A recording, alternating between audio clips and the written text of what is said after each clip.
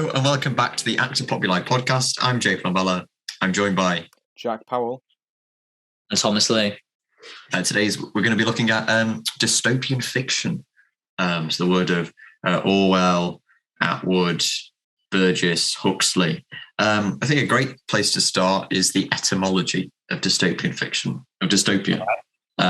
So dys, meaning bad in Old English, and then utopia coming from the Greek for like not a place. So bad, not place. Okay. Mm-hmm. So it's a bad fictional world.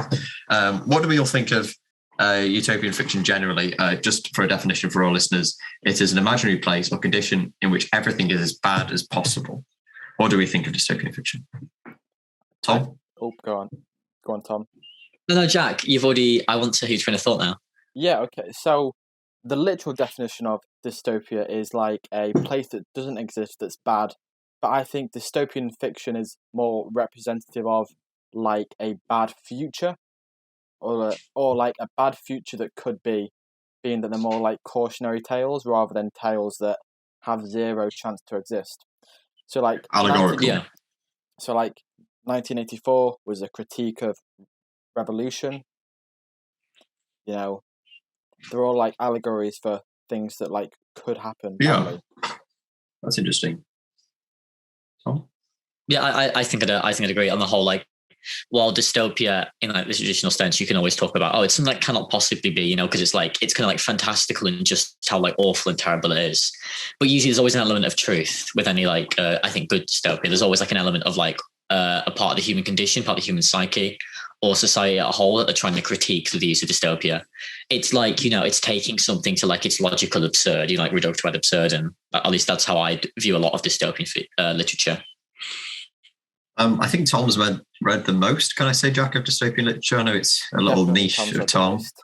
I have probably read the least, and Jack's somewhere in the middle with his kind of idea. Because I had never read much dystopian stuff, if any, maybe a bit of the Hunger Games, until this Friday when I announced that it might be a good idea to do the podcast. And I jumped on Aldous Huxley's Brave New World and I read it and I finished it on Saturday.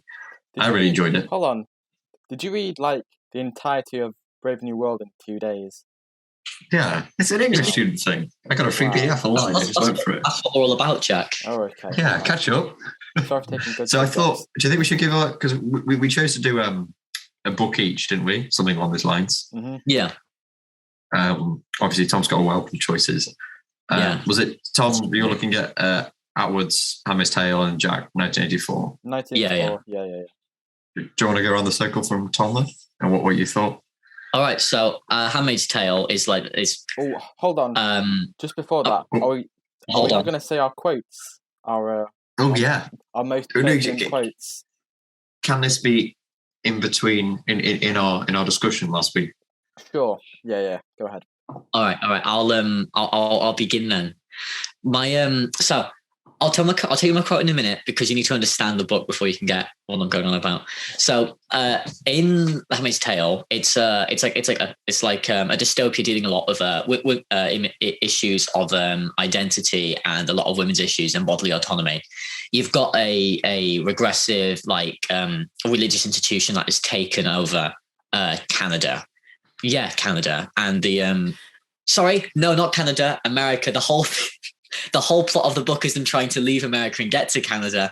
Atwood's Canadian, and that's my fault. Anyway, so you've got a regressive society, like a Christian pseudo society that's taken over America, and the book critiques a lot of current culture, current sexist culture, and then shows how that has kind of led to this that new regressive society, because a lot of what happens throughout the book, a lot of the evils committed by this totalitarian state are in the name, funnily enough, in the name of feminism, not overtly, but there's lots of comments Atwood makes throughout the book about when her main character occasionally almost feels liberated when she's in her garb and she has her wings covering the side of her face, is because she realizes that when men walk past her anymore, they're not staring at her, because they can't anymore.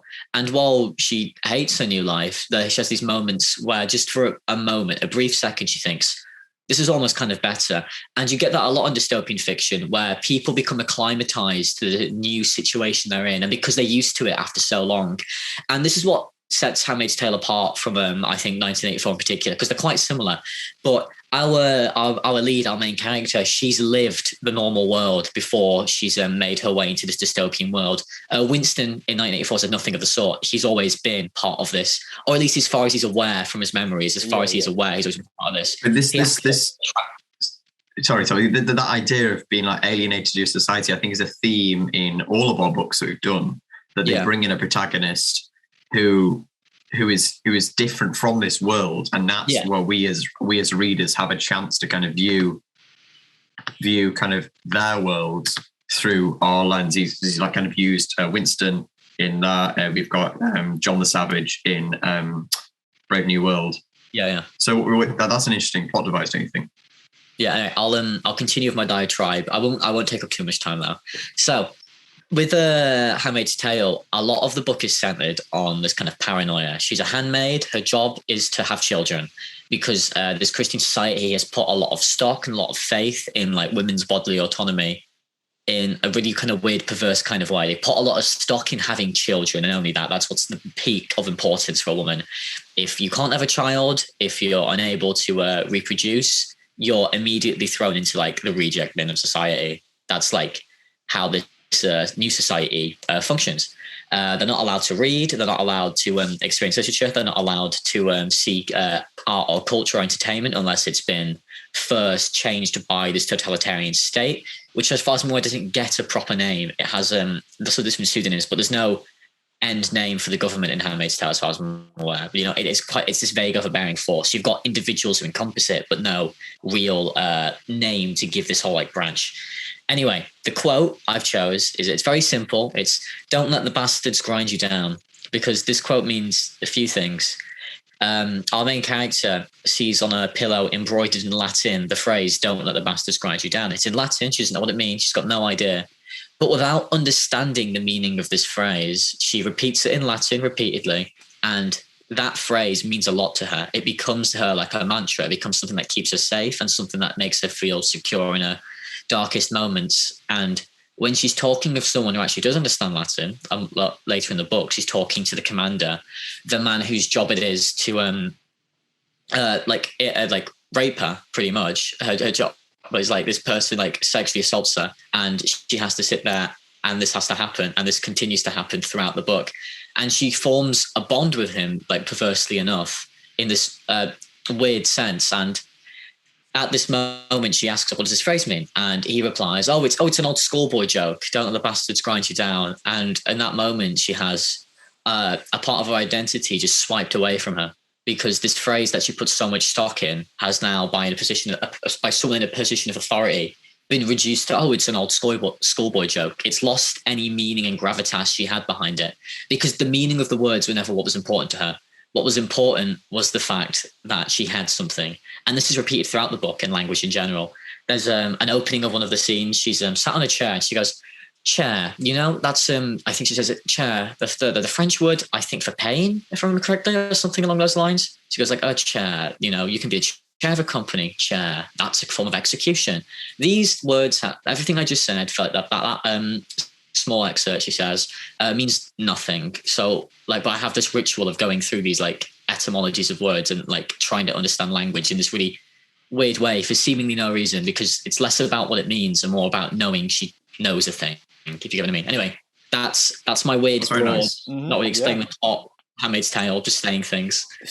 So, Tom, would you, so in Handmaid's Tale, it's like, it sounds like there's this repeated theme that, like, things no longer have meaning. So in 1984, when it's revealed that Goldstein's book wasn't actually wrote by Goldstein and was instead wrote by the party. Jack, spoiler! We're going to have to warn everyone now. There's a bit where O'Brien talks to the main character and kind of berates him for believing in a like objective truth. And O'Brien says that there isn't a objective truth outside the party. Would that be like that idea of that there's the kind of horror of there being no objective truth and like you having no meaning? Is that like one of the mainstays of a dystopian fiction? I would agree. One of the quotes I'm sure that's ringing in your ears right now, Jack, is metaphysics isn't your forte, Winston, which was just said to him as he's trying to understand the past, because you've got this idea of you don't understand what you're saying, you don't know what any of this means. And I think if I was to put it in more colloquial terms, dystopian fiction goes hand in hand with gaslighting. If I was to put it in more colloquial terms, I don't know what you think about this, Jay. Yeah, I think. Well, I could just go off Huxley on what I know of 1984 and all. Yeah, but I think all of them have this corruption of language and change, and also these people that we are shown, Winston and Bernard Marx and John in Brave New World, are shown to be a bit confused with who they are, but they're always kind of battling against the system. So I don't know if I want to. Can I start with Brave New World and into segue there? Am I trumping over Jack? No, that's good. So Brave New World is basically a question of what happened. It's basically answering the question: what happens if everyone is forced to be the same? So there's an attack like 1984 on the idea of kind of a utopia, kind of an ultra hyper conformist, sterile culture where humans are created through kind of test tubes on an assembly line. And at birth, they decided what caste they're going to go into society. So you have alpha pluses, beta, gamma, delta, and epsilons right at the bottom. So what they do is, so let's say there's a scene in the book where they have, I think it's gamma babies, epsilon babies, and they line them up and they give them flowers and books, and they play with the books, and then they electrocute all the babies. And then all of a sudden, whenever they give the books again, the babies cry at them. And this is the point that when these epsilon children grow up, they would want to stay in the factories where they have their jobs, and they wouldn't want to gain knowledge because they're terrified of it psychologically. And they wouldn't want to go into nature because that will take them away from their work. Therefore, they'll stay with their work and with their nature. So we have this really uniform society, and everyone takes soma, which is this drug that makes you feel happy. So whenever you're sad, you take soma and it gives you some extraordinary high, and you always feel happy.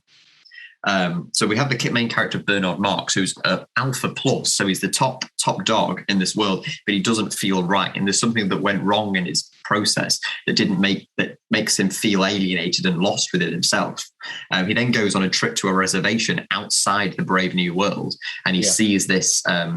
And he meets these tribes and these people who are living like we did. The book is set in the year 2450, but these people are closer to us than the Brave New World are. And he meets this savage called John, and it's called John the Savage. And John is used as kind of our voice there. So John lives with these savages. His mum ran away from the Brave New World, came on an excursion from the New World and had a baby, then got lost from the troop she was with. They went back, and then she had this baby, John, and he grew up in this reservation, this savage reservation. And one day he got a book of Shakespeare's complete plays, and John read the whole plays. So when Bernard Marx, who goes on this trip and meets John kind of is shown, he speaks kind of in wonderful kind of Shakespearean tongue, and he's all these ideas. And then John says, come with me to this new world. So then Bernard says this to John, and then John does go with him. But when John gets there, he sees this kind of putrid and horrible kind of surroundings. All these people are constantly high, and the idea of castes, and people are ingrained into them in their sleep, what the job of each caste is and how we need to not look down at us. And then he goes on to go and meet the leader of this whole Brave New World as the plot develops, Mustafa Mond. And John says, like, how can you live like this? And they don't teach Shakespeare, and everyone's like confused with who Shakespeare is. But Mustafa Mond, the leader, knows of Shakespeare. And John says, why do you not teach Shakespeare? And Mustafa Mond goes, well, if they are told about their history, then they will not be focusing on the present. If they're told about literature in the past, they'll be not focusing on the present. Literature requires people to be sad. Art requires politics. Art requires kind of desperation. In a world where we want it to be fully sterile, there cannot be any of this. So there is no art. There is no Shakespeare. But then my favorite quote is, John says, when Mustafa Mond says, are you sure you don't want to take this home? Are you sure you don't want to be part of this society where you're always happy? But John says, But I don't want comfort. I want God. I want poetry. I want real danger. I want freedom. I want goodness. I want sin. And then he goes on to say, not to mention the right to grow old and ugly and impotent, the right to have syphilis and cancer, the right to eat too little, the right to be lousy, the right to live in constant apprehension of what may happen tomorrow, the right to catch typhoid, the right to be tortured of unspeakable pains of every kind. So what we have here is we have this question, this begging of John, why do you do this? And Mr. Vermont replies, and John ends up going to go and live in this world and ends up committing suicide because he can't deal with the pain that's happening. So what I think is really interesting about this, and a lot of other dystopian thing, is that bringing him back to the character of Bernard Marx, who grew up in this place, but he has this deep feeling of hollowness, of emptiness. And we know as readers, this is where the intrinsic desire of meaning that this Bernard Marx craves, but it's not there. And he doesn't know what's there, but he knows that something is missing. And what Huxley's telling us, what he's missing, is that he needs to fill up this time with things of substance. So you need a challenge, you need a reality, you need pain and ordeal and something to like prove yourself with and for. And this is what Huxley says. This is life, the struggle, the ordeal. And so the idea that this stereotype is actually hell, but you wouldn't know it's hell. And Bernard Marx feels it's hell. And we have this in Hugh Close and even The Good Life on Netflix, where they're like, oh my God, we're in hell. But you didn't realize that until you start to think about it. Also, Aldous Huxley was an awesome guy. He nominated for 9 Nobel Prizes, and on his deathbed, he wanted 2 doses of LSD before he died. Did he? Did he get them?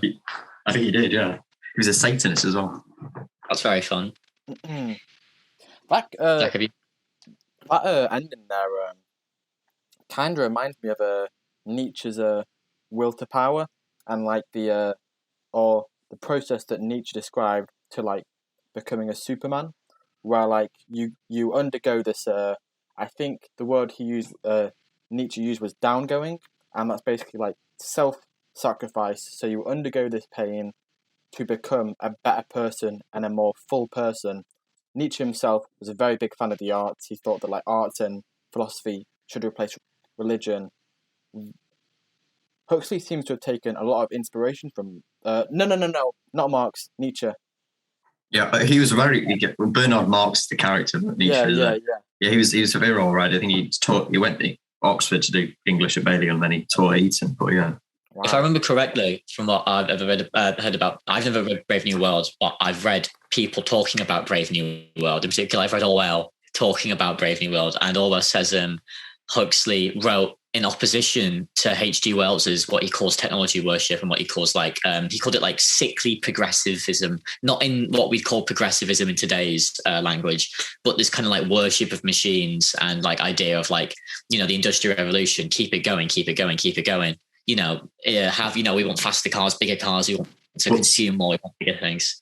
He takes this really literally, because the God is as Henry Ford. Henry Ford is the god of Brave New World. So there's no cross anymore. It's a T for the Model T Ford. And whenever something goes bad, people are like, oh, Ford or Fordley or Fordiness. Everything's Ford because everything's after Henry Ford. And even the year is 681 AF, 681 years after the death of Ford. So that's really interesting to me that you say when they're in trouble, they go, for Ford's sake, they go like the big Ford. Like that's really interesting because another book, not the book, my main book of contention, but obviously another dystopian fiction, Anti-Burgess and Clockwork Orange, as well as 1984, Handmaid's Tale and Brave New World, as you just mentioned there, all have this thing to do with language, and it really interests me the way the totalitarian state and whatever society they're in changes what words mean. And Jack, obviously, you'll have lots to say about this with Newspeak, presumably. But the way that different like language is used, almost like as a barrier, it kind of separates people from knowledge, or like it removes them from the past. Because if you didn't have the words to describe something that you had, because the people in Brave New World can't invoke God and can't invoke religion because there is no God. There's Henry Ford, as Joe was just saying there, and that's I think an incredibly interesting phenomena where like words are kind of taken away from people. I mean, it's no longer in your diction. It's no longer something you can use. And that's also you guys know Mark Fisher, capitalist realism. Yeah. obviously he talks his like main premises was so entrenched in a capitalist society, it's now impossible for us to imagine as something else. Our very imaginations have been constrained. And these books dealt with that on a lower key scale, I think. They dealt with that as our vocabularies have been restrained. And because of that, we're no longer able to think outside of that. And that just as like an idea is just so interesting. And I like how they all seem to zero in on this idea of like, if you remove someone's ability to articulate, maybe they all do this because they're writers and they all think language is like, the be all and end all. They probably would, being literature people and all. But Jack, Newspeak, can I hand it over to you? Sure, yeah. I mean, 1984 has been covered so many times. We all know the expression. It's literally 1984. So literally is. I'm not going to cover the surface. I'm not going to cover the surface level stuff, such as it's a precautionary tale on totalitarianism, of which, of course, it is. There's also concepts of language. I'm not really going to cover those much to Tom's dismay, but I will cover 1984 more like. So Orwell used to be or originally had ideas of this English socialism, and this was like basically a revolution. However, as he got older, he started like becoming disillusioned with this. So I read 1984 as more of like a critique of both socialist science, a critique of the Marxist dialectic, a critique of collectivism, and like that. So first off, there is direct comparisons with the Soviet Union between Oceania. So first off, the statement 2 + 2 = 5 was originally Soviet propaganda. It means that basically the sum of the whole is greater than the sum of the parts. So it's like if people collectivize and put economy scale. Yeah, put their like two bodies towards one goal and collectivize, then the outcome is greater. Now Orwell throughout the book heavily is against this collectivization because he believes that like in the giving up of the individual, society is like kind of left to tyranny. Now also the main point of the book as I read it, or the deeper point, was like the critique of like the Marxist dialectic and socialist sciences. So when Orwell was in the Spanish Civil War, he found himself, even though he was a socialist, fighting for socialism was more about morality rather than a socialist science. So he became quickly disillusioned with that. And in this book, the Marxist dialectic is, throughout history, there have been several types of society defined by their mode of production. First, there was primitive communism, where slavery just didn't exist because an extra person was a mouth to feed. Then slavery was invented along with agriculture, as people could use slaves to like generate higher profits. And then when slavery became unviable because there just wasn't enough slaves, serfdom was made, which led to like merchants, and then capitalism came along. And Marx said that after capitalism would come communism. Now, George Orwell kind of wrote about this in the book, in the Goldstein Manifesto, and in that it says that like every shift in society hasn't been a shift in society more than it's been just like a constant reversal between the higher classes and the lower classes. So he kind of critiques this like socialist science by saying it doesn't really exist. It's not very useful because every advancement in society has just been a fight between the upper class and the middle class. So a revolution isn't really a revolution.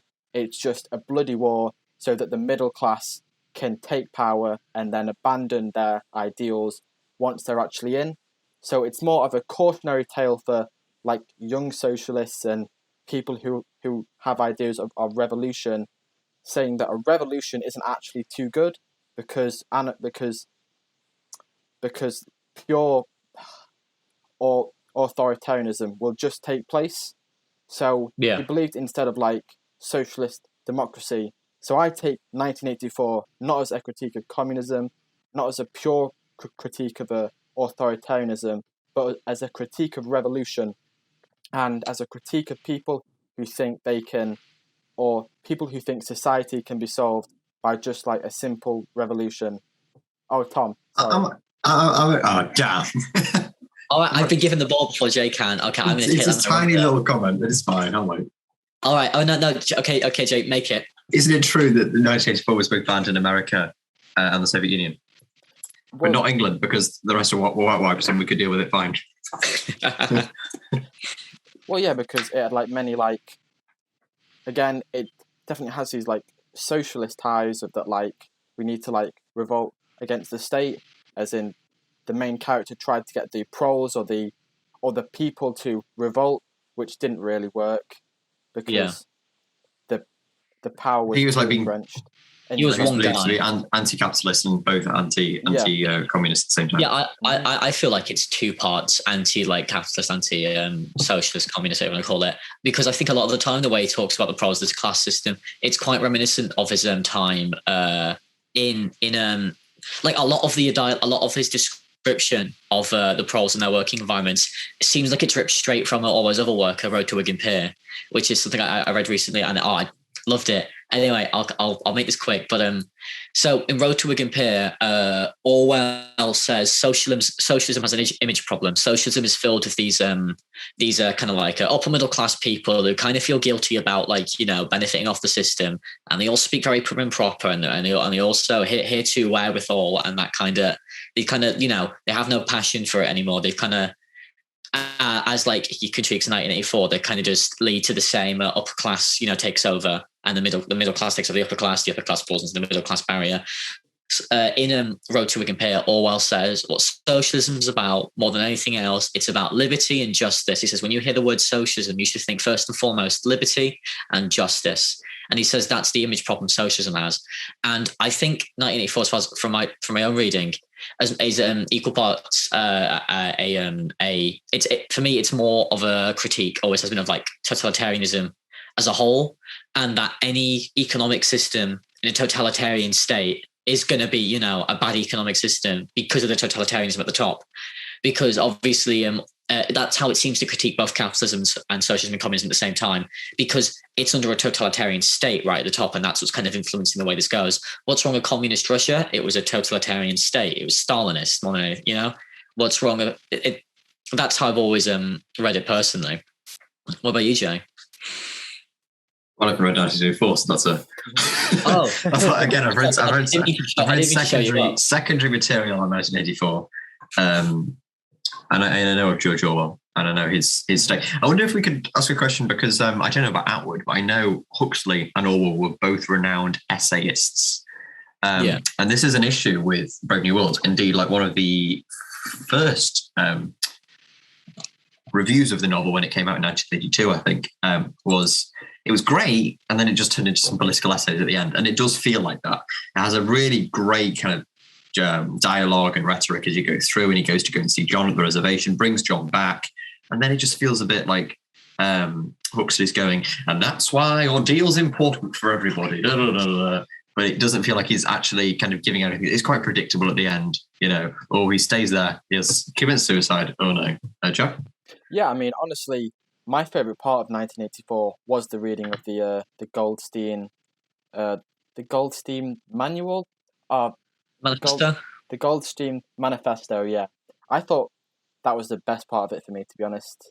I might be just a bit boring, but I like the essay bit. We enjoy our boring political essays, I think. That's what, Road to compare. It's just him writing about it. And he goes into like extreme depth of, so the house prices were this, the miners had to do this, and based on that, the miners' expenses were this. So really their working wage was only £2, and you said it was £2.10. I can't. How dare you? It's a lot of that. That's a lot of that. But I think, as far as I'm concerned, that's riveting. And, maybe not as a narrative piece, but a lot of these books have that kind of bit where they go a bit essayist, and you can tell, that they've got a political point. And of course they do. All good literature has a political point to bring across. No matter Gauguin, yeah. At least I'd say so personally. But I suppose, does Atwood do the same? I haven't read any Atwood. Does she? She has her moments, especially because the whole book is written after the fact, right? The whole book is written in kind of retrospective first person. So a lot, you have these scenes where it'll be like a chapter where it's just her like collecting her thoughts about what's happened so far, or she's talking to the chief who's assaulted her like so many multiple times throughout the book, and the chief begins to try and like feign like a romance, and she kind of reads, says, oh, he's bored and now he wants to feel better about himself, and how is he going to do this? He's going to like pretend to court me.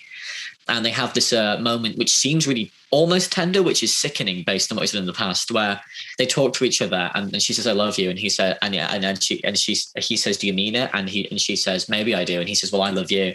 And you have this moment where just for a moment you're like, do they care about each other? And then the very next line is, I made that up, but it would have been nice if that happened, right? And it's Yeah, I remember you telling me about that, yeah. Yeah, that's interesting. And I read that and my jaw dropped and I was like, oh, because it brings into question the rest of the narrative, because you know she's making things up as she goes along to make it sound more interesting. Yeah.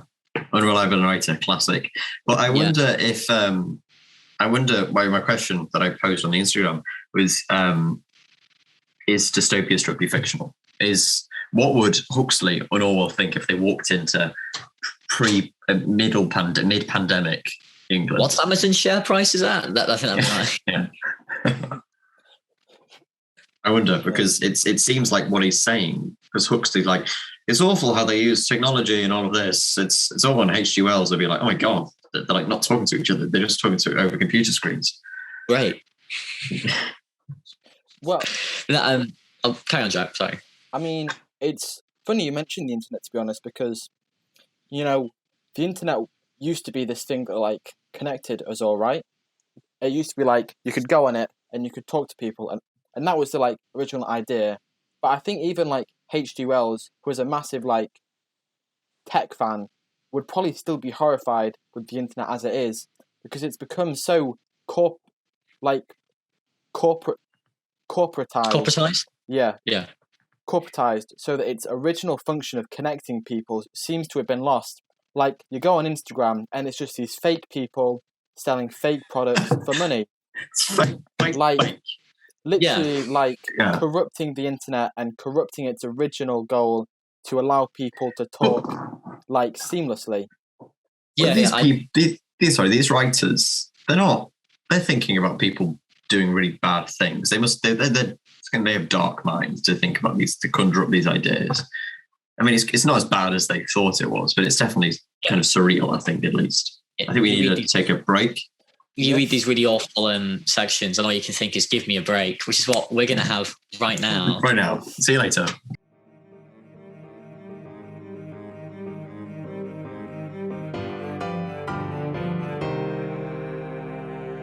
Hello, everyone. Welcome back to The Break. You're still listening to the Populi Podcast. The break. My favourite part. Carry on, it's fun. My favourite part of the show. Back to the break. Yeah, we do this live. You know. All right, Jack, I believe you had a question you wanted to pose to us. Yeah, so to each of you, or to all of us, how much do you believe your, like, respective author's point? Because I'm going to be honest, George Orwell's point against revolution and war, I don't really believe it.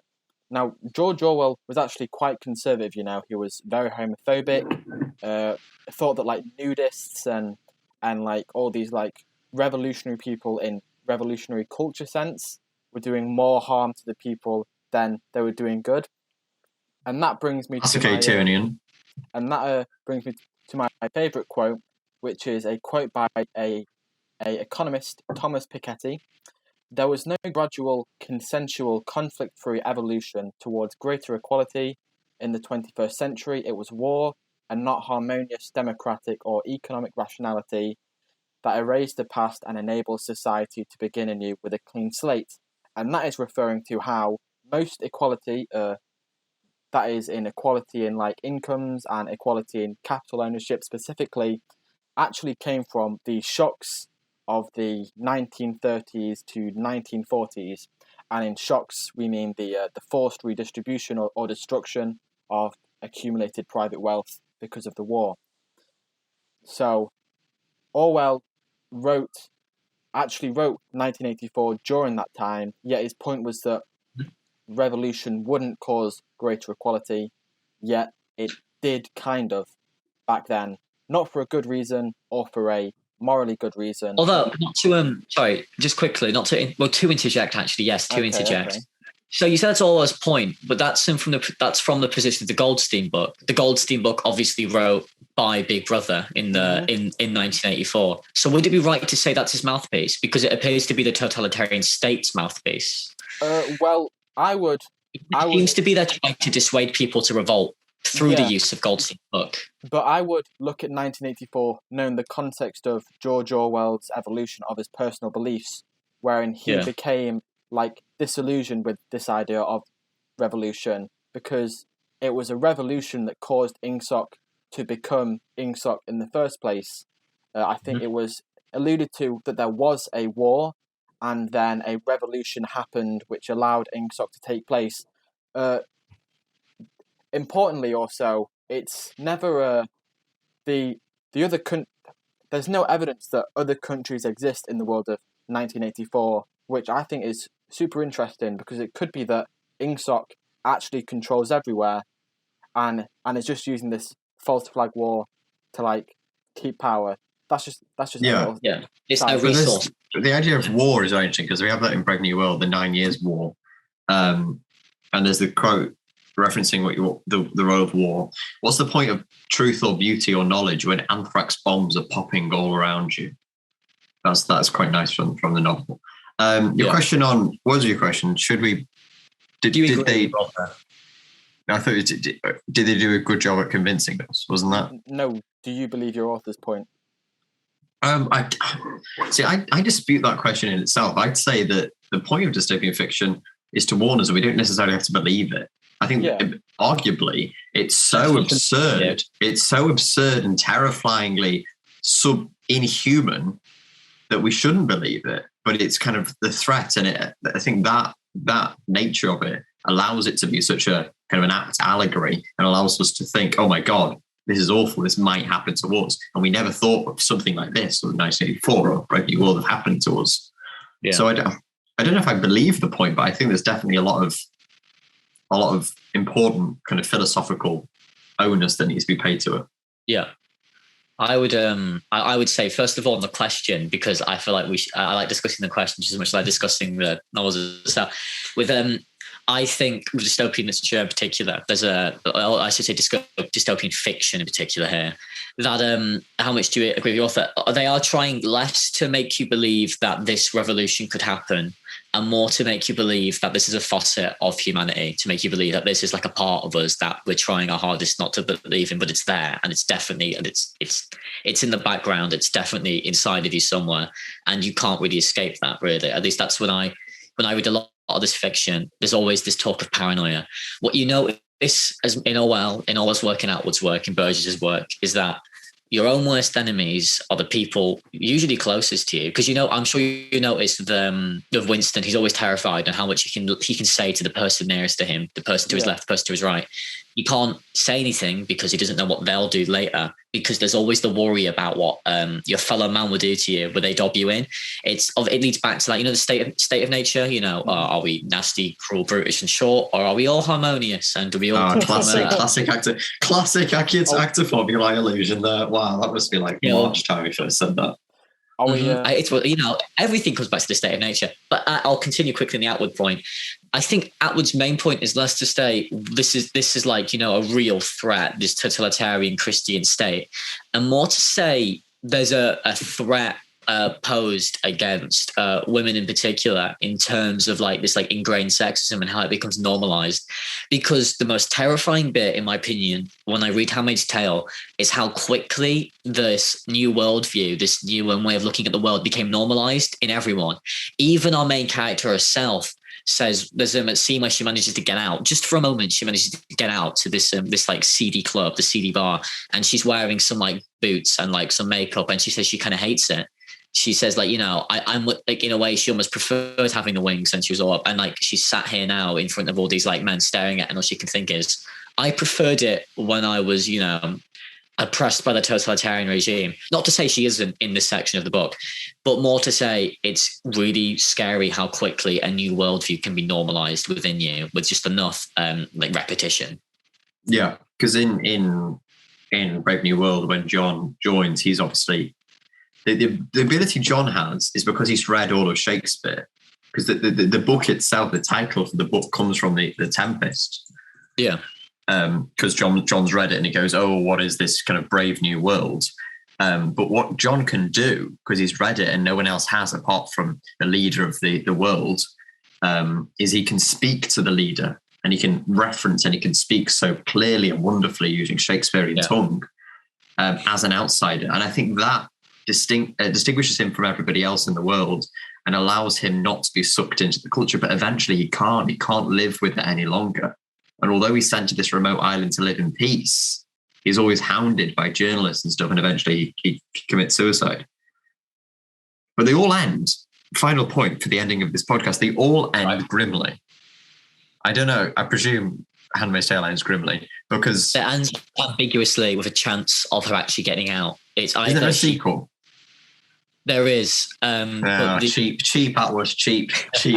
But no, with Handmaid's Tale, I haven't read the sequel, so I won't comment on it. But with Handmaid's Tale, it ends with her either being carted off in a white van full of revolutionaries or state police, and you don't know. See, Brave New World ends with him committing suicide, and then the Bernard Marx, who feels different from everyone else, being sent to another island with other people who feel differently. And then obviously 1984 ends horrifically. 1984 ends with like the suicide of Winston's like revolution against Big Brother. After being tortured, he then like accepts Big Brother. Winston's content, but the author isn't. Yeah. Well, I think that's the case with all of them. Yeah, it makes your perception kind of change because, like, because your either character's morals differ from your own. I mean, Clockwork Orange especially, you get this, where you have this moment where Alex becomes his old violent self again. And part of you's thinking to yourself, yes, get in. He's going to start mugging and, like, hurting and, like, killing people again because you kind of sympathise for him. Then towards the end of the book, he grows up a bit and he has this moment where he says, maybe I should get married. Maybe I should leave this all behind. Maybe it doesn't for me anymore. And you start thinking to yourself, no, Alex, go on, go out there and go beat up some old people. It's because your morals kind of get twisted by these books when you're reading them because like you start like thinking through like the lens of your like character and the way they're content isn't always how you content as a reader. Yeah, that's interesting because that reminds me of Nabokov, who in like Pinin, he also says like because Pinin is his book, he references himself a lot in it. It's like, as a reader, I would want my character to have kind of a horrific ending and it all go badly. But unfortunately for you, it all went fine, and he made his meeting. So you're like, so it feels like you as writers know. I think. Yeah. Can we round it up there? Is that it for today? Mm-hmm. I'm happy to. That's everything I want to cover. Fantastic. Should we leave with a quote? Yeah, each. I was going to steal one from 98 Clockwork Orange and go, is it better for a man to have chosen evil than to have good imposed upon him? I was going to end with a quote from Shakespeare. There are more things in heaven and earth, Horatio, than are dreamt up in your philosophy. Oh, very nice. I thought you were just going to be like, to be or not to be. See you next week, guys. Well, if I can do another Shakespeare. No quotes. No quotes. Have you got any quotes from the Keynesian economics that you've been reading recently? Keynesian economics. Well, do you think I could? Yes, I do actually, Tom. The marginal efficiency of capital is equal to the prospective yield of capital over the production cost. Thought-provoking stuff. That's right. Do you think that I could end with the line that the book is about from Shakespeare's Tempest? Oh, wonder how many goodly creatures are here. How beauteous mankind is. Oh, brave new world that has such people in it. Mm-hmm. See you next week, folks. Okay, bye.